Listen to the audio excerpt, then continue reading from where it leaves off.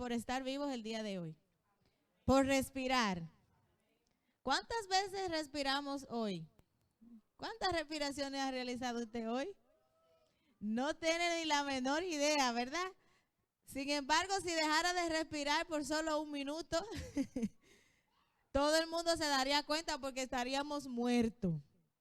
Eso es algo como tan natural y tan sencillo que a veces lo dejamos pasar por alto. Sin embargo, eso es vital, eso es sumamente indispensable para la existencia, para usted poder vivir. El aire, el aliento de vida. Ese aliento de vida fue lo que Dios sopló en la nariz ¿de quién? De Adán, y fue lo que hizo que pudiera despertar, moverse. Gracias a que el aire llega a nuestro cerebro, ¿verdad?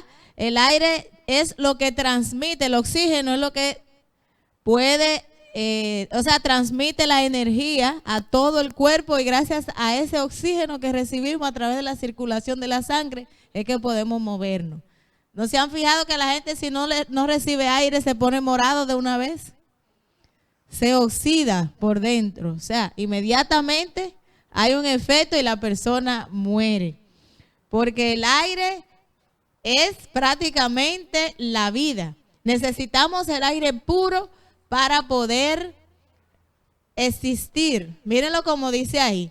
Podemos vivir semanas sin comida, días sin agua, pero solo un minuto sin oxígeno.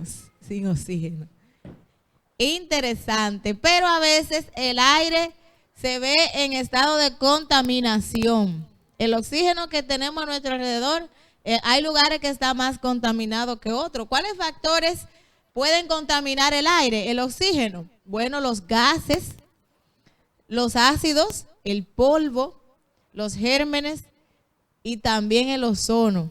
Todo eso contamina el aire. Por eso en los lugares donde hay mayor cantidad de personas, mayor urbanizado, hay mayor contaminación del oxígeno. ¿Qué efecto puede provocar en el ser humano cuando está en un ambiente donde el aire está contaminado? Ojos irritados. Eso me sucede a mí. Inmediatamente yo estoy en un ambiente contaminado, donde el aire está contaminado, la reacción que tengo inmediatamente es en los ojos, rojito de una vez. Sí, porque tengo alergia. Goteo nasal, eso le pasa a mi esposo, él le da rinitis, empieza a estornudar y empieza a tener ese tipo de reacción. Dolor de cabeza, incluso tos, eso le sucede al niño mío pequeño. Sí, a veces hay que irse de algunos lugares porque cuando le da ese ataque de tos, no hay antialérgico que funcione. También un ambiente donde el aire está contaminado puede ponernos en estado de fatiga o de cansancio. Afecta nuestras emociones también. Y nos mantenemos negativos, mientras que un buen momento respirando aire puro nos llena de positivismo y nos ayuda también contra el estrés y la depresión. Nótese que prácticamente todos los medicamentos naturales que Dios nos ofrece nos ayudan contra la tristeza y la depresión. Parece que estar en contacto con la naturaleza, con la cosa buena que Dios nos da, es como estar en contacto con el mismo Dios. Vamos a ver ahora, miren, hay algunos más: asmas, alergia, bronquitis y enfisema. Vamos a ver ahora cómo protegernos de eso, de la contaminación del aire, y poder aprovechar el aire puro. Ventilar bien la casa en la mañana, sobre todo abrir todas las ventanas y levantar cortinas. Además de que el sol entra, el aire puro también puede entrar y circular, matando los gérmenes, eliminando el polvo, la humedad, y todo eso se va afuera y tenemos un ambiente purificado, un ambiente que va a propiciar una buena salud para nosotros. También podemos cultivar plantas de las que están en el interior de la casa. Las plantas, como ya sabemos, purifican el aire. Así que hay plantas que además de que nuestro hogar se va a ver hermoso, con plantas ornamentales, también va a purificar el aire y el ambiente. Hay personas que tienen el privilegio de tener un patio afuera donde pueden sembrar plantas, tanto plantas medicinales como plantas ornamentales y plantas de alimento como frutas, mango, naranja y todo eso. Si usted tiene un patio en su casa, aprovéchelo y cultive plantas y árboles, que le va a hacer un bien al medio ambiente y a usted mismo. Otro consejo es prohibir fumar dentro de su casa. Si alguien fuma en su casa, lo siento mucho, soy muy cortés, soy muy amable, pero la salud va primero. Aquí no se debe fumar, porque eso le hace daño a todos, incluso al que respira el aire contaminado por el fumador, le hace mucho más daño que al mismo fumador. Respiración correcta.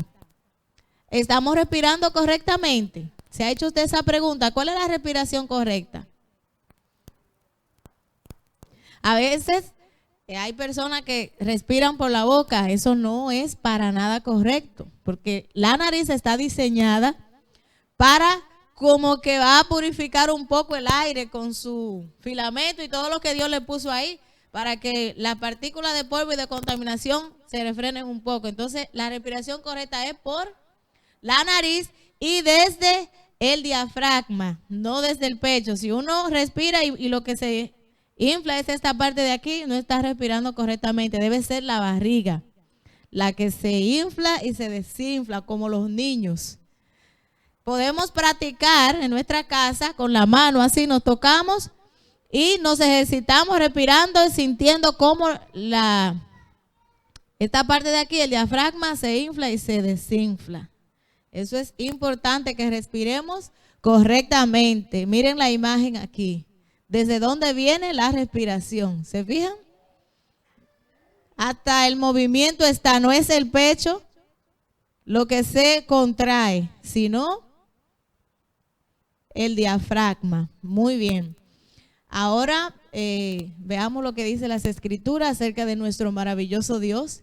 Dice que el que hizo la tierra con su poder, el que puso en orden su mundo con su saber, hace los relámpagos con la lluvia y saca el viento de sus depósitos. Así que es nuestro Jehová poderoso el que nos sustenta cada día con el oxígeno, con el aire que respiramos. Este mundo maravilloso que Dios creó fue para ti, y a través del contacto con la naturaleza y las cosas saludables que Dios ha creado, estás también en contacto con nuestro Dios. Que el Señor le bendiga en esta noche, y ya lo saben, a respirar a todo pulmón.